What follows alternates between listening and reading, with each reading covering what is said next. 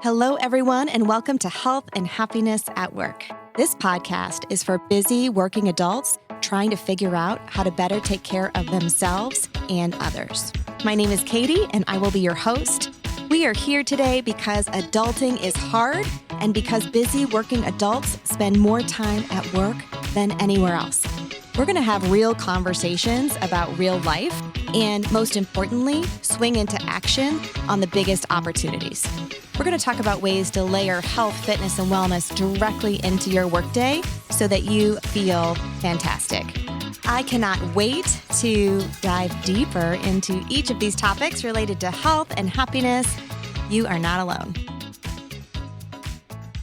Hello, everyone, and welcome to episode 6. Episode 6 is all about NFL. This is not the NFL you are used to hearing about. Today, we are focused on nutrition, fitness, and lifestyle for busy working adults. When I started in workplace wellness, nutrition and fitness were the two driving topics for corporate wellness. Now, as you can see, based on previous episodes, well-being is influenced by so many different variables. That said, nutrition and fitness still remain super hot topics and remain big opportunities for working adults. I meet people all the time saying, man, I just need to get moving. I've got to exercise. I've got to figure out what this looks like for myself.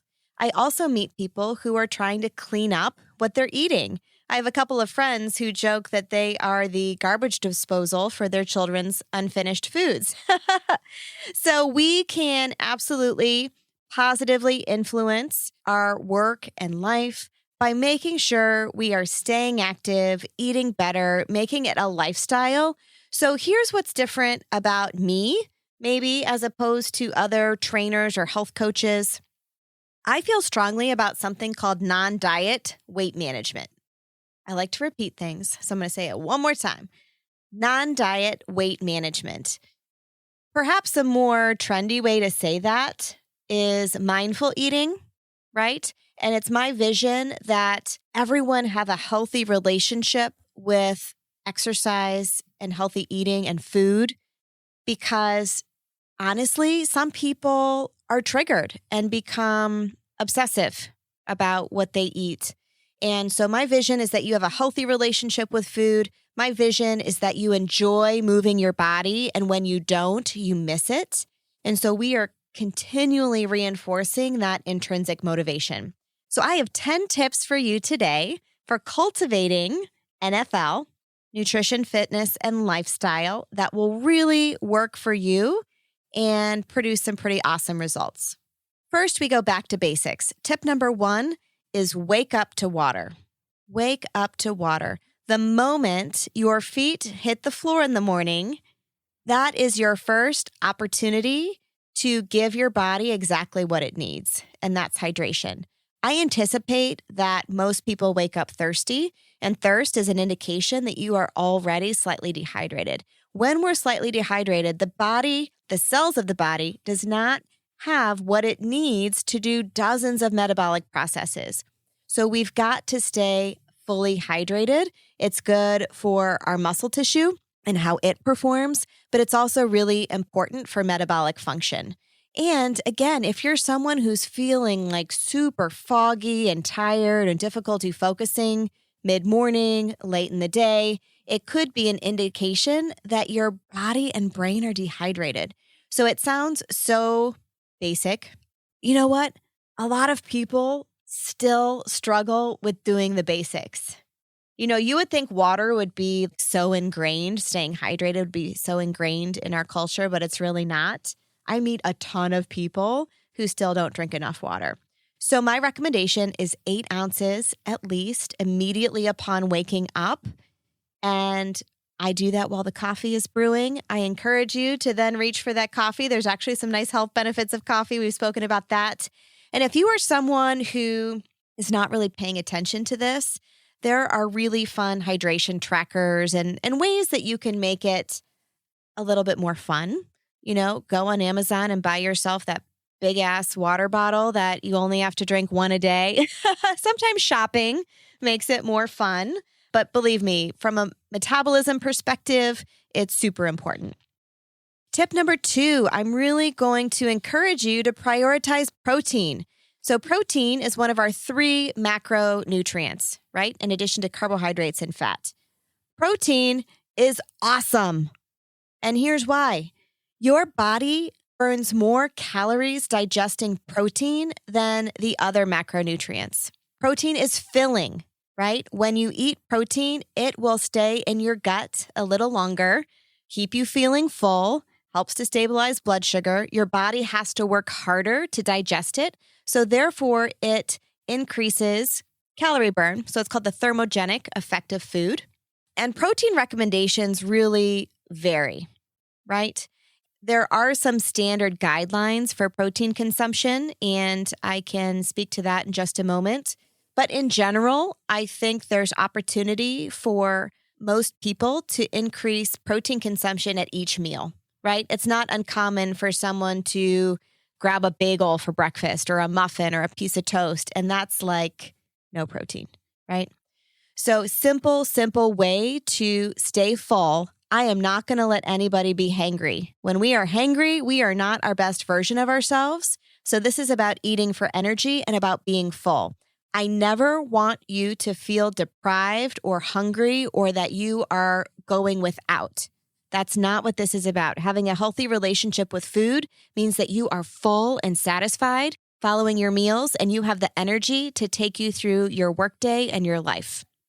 As I mentioned, protein recommendations really vary. There is a standard guideline that suggests 0.8 to 1 gram of protein per kilogram of body weight. So a kilogram is 2.2 pounds. To make math easy, we could take your body weight, divide it in half, right? And that could be a goal. Now, that said, there's also evidence that increasing that is supportive to adding lean muscle and increasing metabolism, because the more muscle we carry, the more we are these little calorie burning machines when we're sitting at our desk typing, right? The more muscle you carry, the more calories you are burning all day long to maintain that muscle. And your body needs protein to rebuild and create muscle tissue. So some athletes, individuals who are training consistently, individuals who are looking to eat a slightly higher protein diet, it's not uncommon for that recommendation to then become 1 gram of protein per pound of body weight. So what you can do is do the math for both, and that's going to give you a pretty solid range of grams of protein per day. And rather than counting all the things, perhaps track your water, track your protein, see how you feel, see if you're getting some results, and that could, I think, be really supportive. And hey, some of you are potentially vegetarian or vegan. That's okay.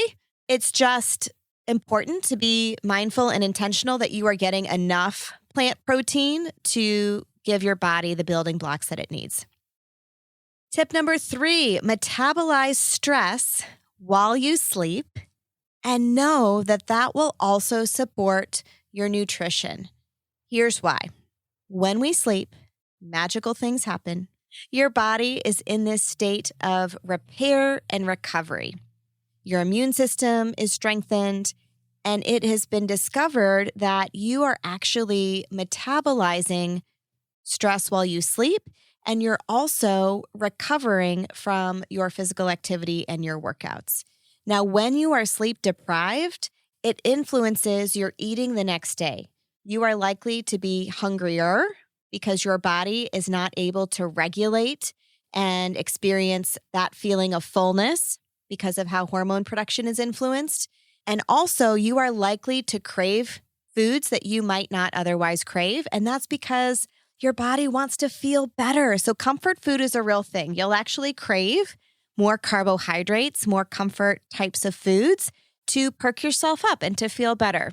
Again, this is all tied to hormones, but it is important to get enough sleep, 7 to 8 hours per night.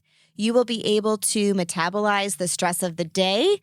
You will also be able to recover from your workouts, and it will support you in having fewer cravings and better feelings of fullness on the next day. Tip number 4, shifting to fitness. Repeat after me. I work out to feel better. I work out to feel better. There are plenty of people who are working out to look better. That's a common desire, right? To shape how you look.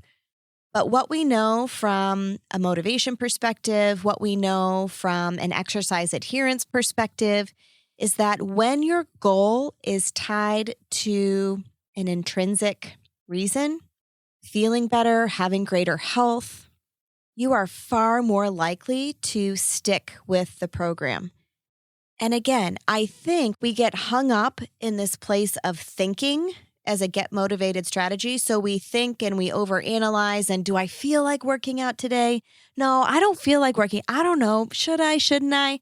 And it's like this whole internal conversation. No, just do it, right? I mean, there's a reason that's a slogan. But what I like to say is 10 out of 10 times, you are likely to feel better following that workout than you did prior to.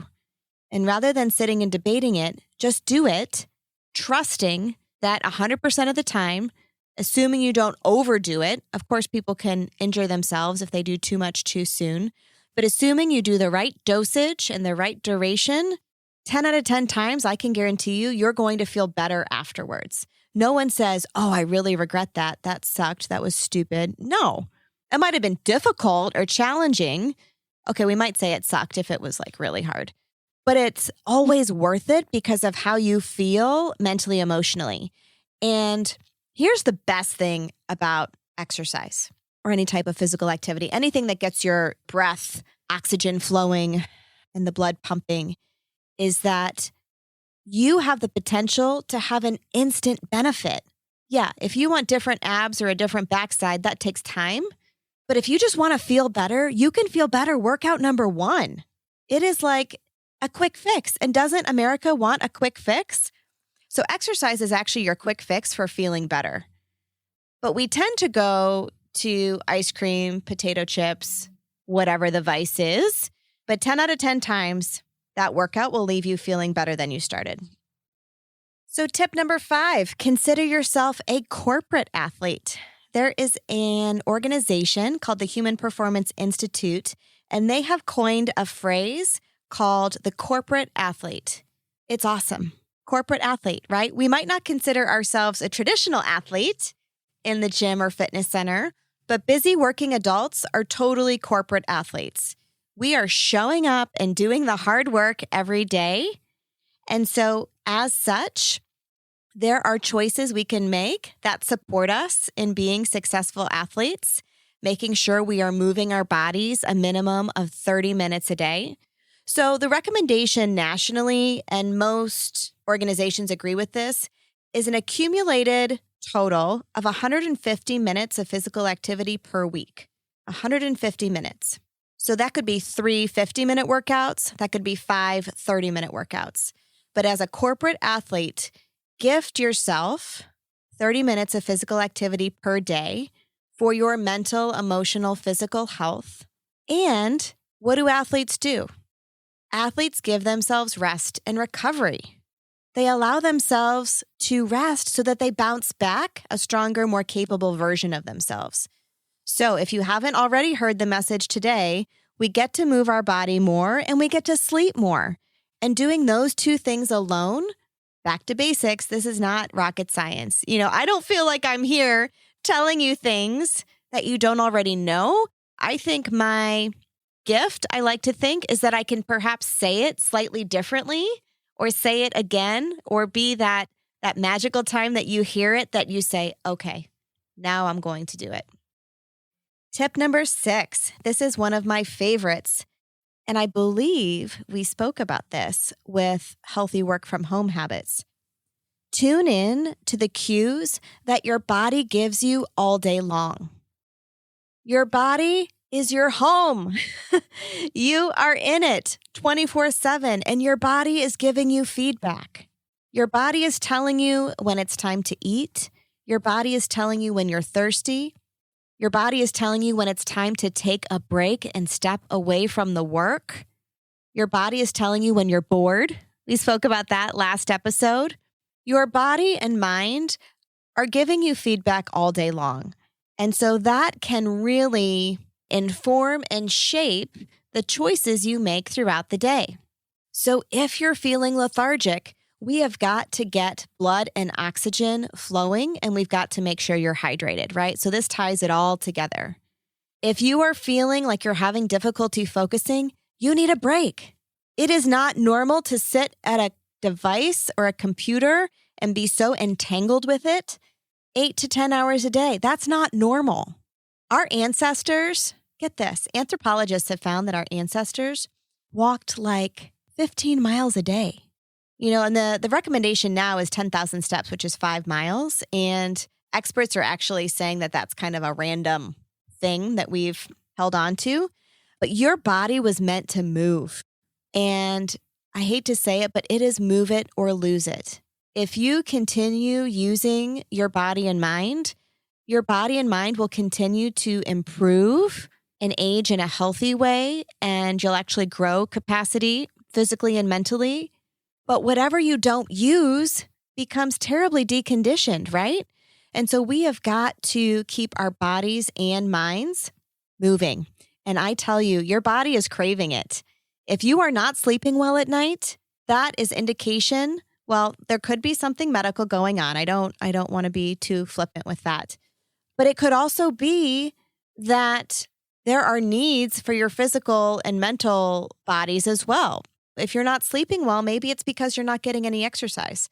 If you are up at night because your mind is busy, that's an indication that your brain, your mind needs some calming activities to organize your thoughts, to focus your thoughts. You need some skills to support the mind, and that's okay. But listen to what your body's telling you.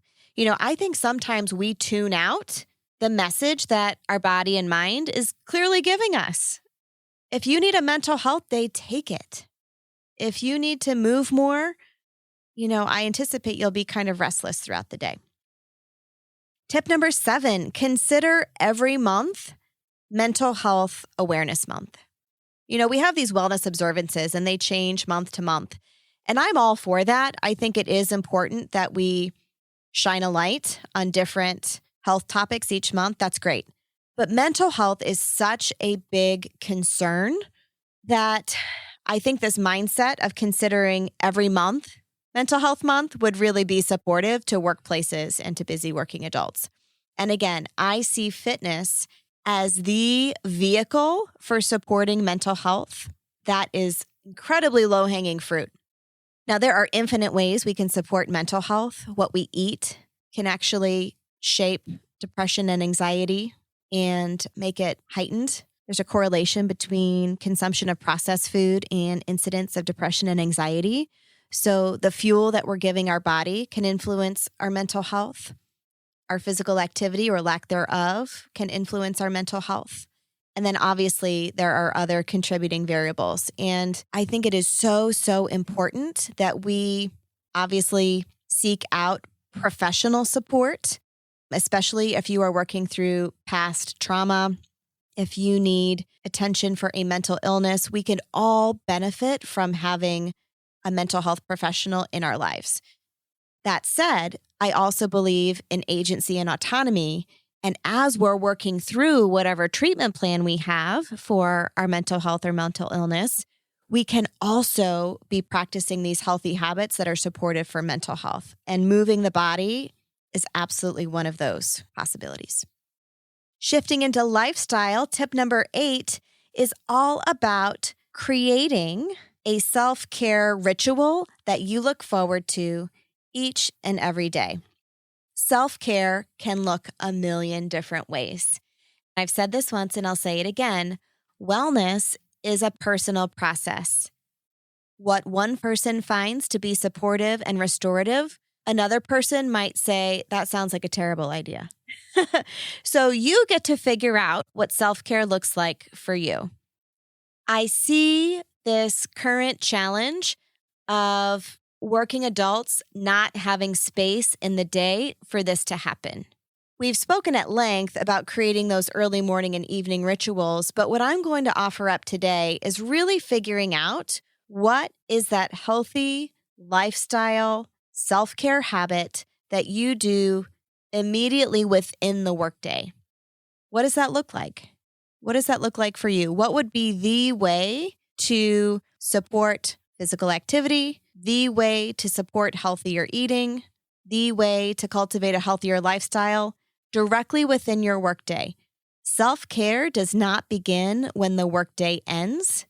There is so much opportunity to feel better or different directly within the workday. Yes, it involves making time and space for it, but you will not regret it. Tip number 9, again, tying to lifestyle, adopt tiny habits. Author BJ Fogg has established a method called the Tiny Habits Method. And this is so fun if you've never read about it. He is a scientist. He's an expert in behavior change. And he really discovered that B equals MAT. So behavior equals motivation plus ability plus trigger. He also discovered that getting clear on existing habits can help to shape new habits. So in this moment, go ahead and think about something that you already do like clockwork. Something you already do like clockwork. For me, it's making a pot of coffee in the morning. Nobody has to remind me to do that. It is just like so ingrained and inherent in my workday. So BJ Fogg would call that your anchor habit. The invitation is to take the anchor habit and pair it with a tiny habit. Some teeny tiny little thing that you're going to do that piggybacks off of that existing anchor habit. So here are some examples. When I press start on the coffee pot, that could be my trigger to do one push-up. One push-up is way more attractive than 100, right? But it builds a habit. It builds a ritual. It builds a routine. It builds what we call a tiny habit. Every time you go to the restroom, you could do one calf raise. Sounds freakishly doable, right? Every time you finish a meeting, you could climb one flight of stairs. You can make it as tiny as it needs to be attractive, but this is a really fun concept and reminds us that all day long, we do things on repeat. And we are out of decision-making ability sometimes, right? As busy working adults, we are pulled so many different directions, and trying to remember to do things is tough. It's one more thing floating around our brain to remember to do. So look at existing habits and tie a tiny habit to an existing habit and see if it comes with greater ease. And finally, tip number 10, again tied to lifestyle, accumulate wins all day long. Emotions are contagious, and I don't think we spend enough time celebrating what goes right. I think we spend a ton of time and energy and bandwidth beating ourselves up for all the shit that didn't get done that day.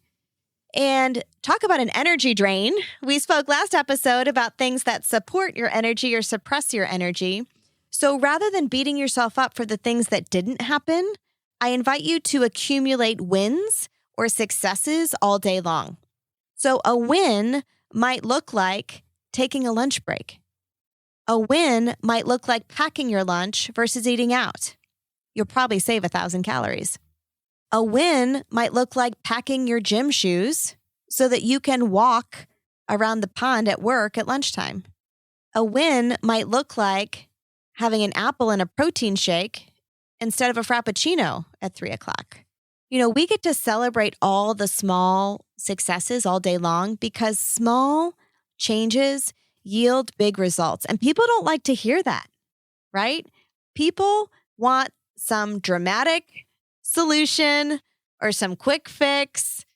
And really, small, sustainable changes can produce some pretty epic results. And the more you celebrate what's going well all day long, the greater you'll feel. And, okay, here's probably the most epic thing of all, and I get really excited about this. When you start showing up in this way, when you start showing up in your gym clothes and you tell your team, yeah, I just had the best workout this morning, or I stepped away at lunch and I just had a really, really nice walk on this trail. When you share with your team, what healthy behavior you did, you are modeling and inspiring other people. People tend to want to be really, really humble, which is great. I appreciate that. But the more you celebrate and share and be authentic, even if that means you're in your yoga pants and tank top in a team meeting, hey, it's all virtual anyway, you are modeling something so healthy for everybody else. And they'll say things like, wow, I can't believe how much you've already done today. That's amazing. And you are giving them permission to do the same. I see a huge challenge in the workplace and the workday where people feel like they don't have permission to step away and take care of themselves. So whether you are a leader or manager or not, it doesn't matter. If you are showing up as this healthy, glowing version of yourself who's making time to take care of their fitness, nutrition, and lifestyle during the workday, you absolutely are going to inspire somebody else to do the same. And you are putting out something really positive. And let's let those positive, healthy habits be contagious as opposed to the Debbie Downer Dan scenario of, woe is me, I don't have time, I don't have energy. No, we can show up as that better version. So with that is a wrap for NFL. I hope there is something in there today that came across slightly differently than the last time you heard it. And here's my invitation to you. If you are stuck in this place of knowing and not doing, what's the sticking point? What is getting in your way? That is what you can shape and influence. We always have options. Until next time.